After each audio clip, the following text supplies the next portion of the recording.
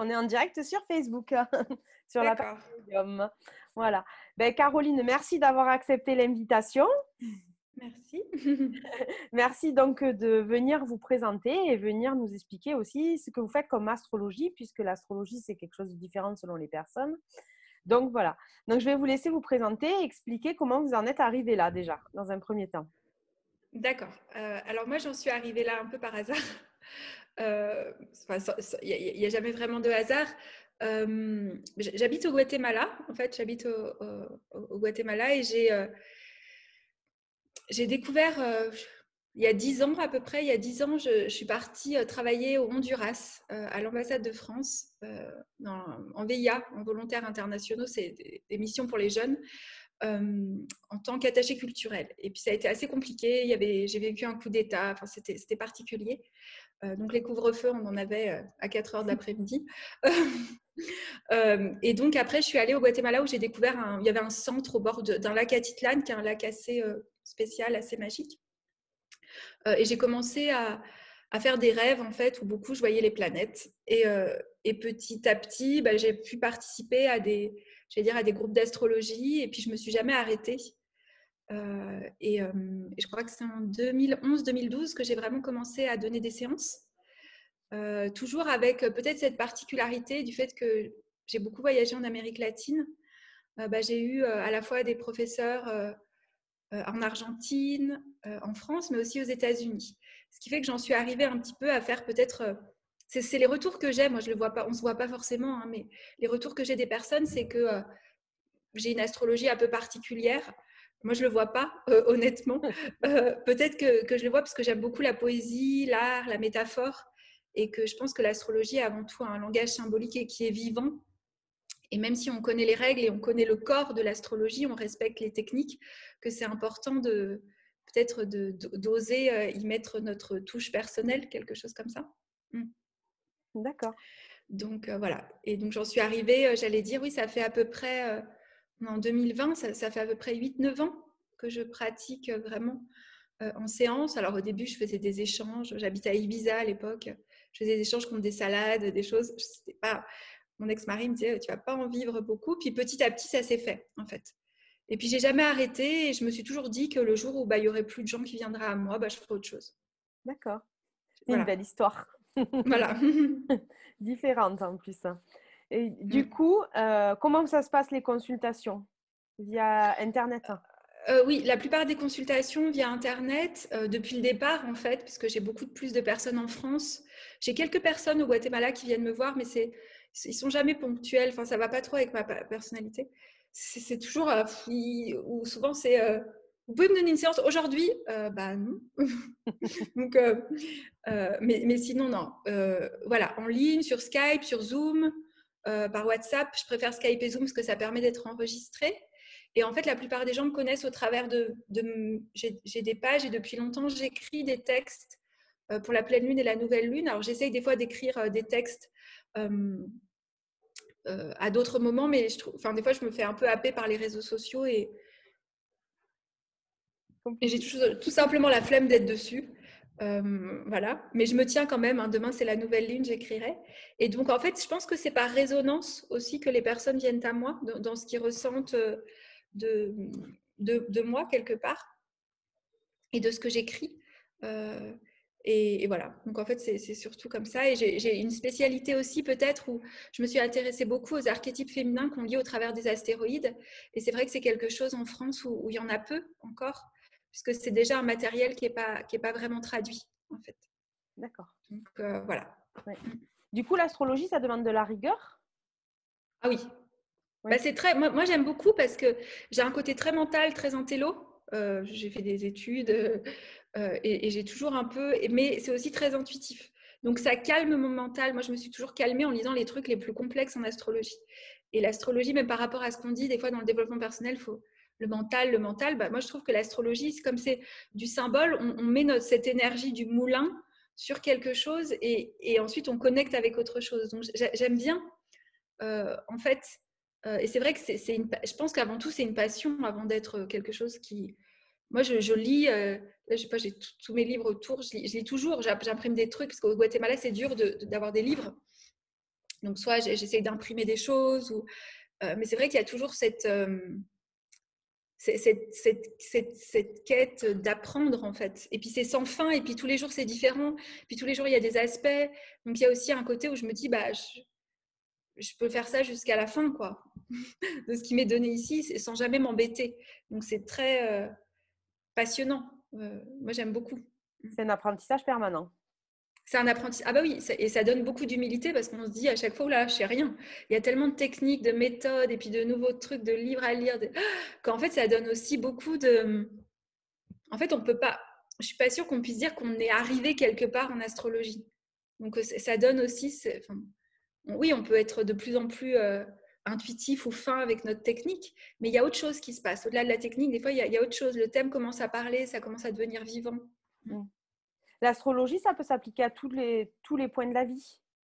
Bah oui, parce que alors il y a peu de gens, mais moi j'ai un ami avec qui on partage cette passion et quand on regarde les gens ou les situations, lui, hier, je sais pas, dimanche, on allait déjeuner quelque part et on disait le responsable, il doit être vierge. Ah non, mais il a aussi de la balance.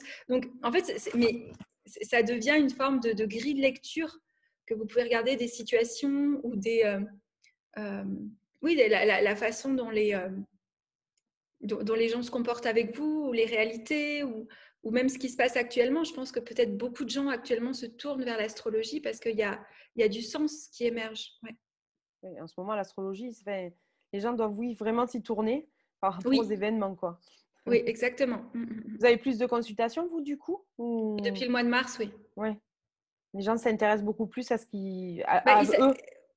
j'allais dire c'est intéressant parce que c'est pas seulement à eux. Il y a vraiment une quête de l'astrologie pour, pour comprendre, c'est-à-dire comprendre le langage aussi astrologique, pas seulement que soi-même. Même si au travers de l'astrologie, on va aussi se comprendre soi-même. D'accord. Mais moi, c'est ce que je trouve d'ailleurs, ce que j'aime bien dans l'astrologie, parce que ça permet de s'occuper à chercher du sens et pas trop à regarder toujours soi-même. D'accord. Oui, on a autre chose à penser, on regarde les situations, les choses, et des fois, ça fait du bien de pas trop. Je sais qu'il faut s'auto-analyser, mais des fois, ça fait du bien de pas trop se regarder, quoi. C'est vrai. C'est vrai. Je trouve. Du coup, vous avez mis en place aussi des formations en ligne. Elles sont toujours d'actualité. Elles vont revenir. Euh, là, en ce moment, justement, juste après je donne des webinaires, en fait. D'accord. Mais ça, c'est aussi pour respecter mon ascendant Verseau. Moi, j'ai du mal à faire une formation carrée. Ça me saoule. J'ai l'impression d'être emprisonnée dans quelque chose. Donc en fait, j'ai commencé à faire des webinaires sur des sujets ponctuels, sur toutes les planètes, sur les archétypes planétaires. Et ça, j'aime beaucoup. Et je pense que je vais le continuer. Donc, à la fin, en fait, les différents modules ou les différentes propositions, je pense que oui, pour les gens, ça peut vraiment créer une formation. Un archétype planétaire, c'est quoi? Parce que moi, je suis novice. En fait, c'est qu'on peut associer, par exemple, le soleil, ça peut être l'archétype du roi.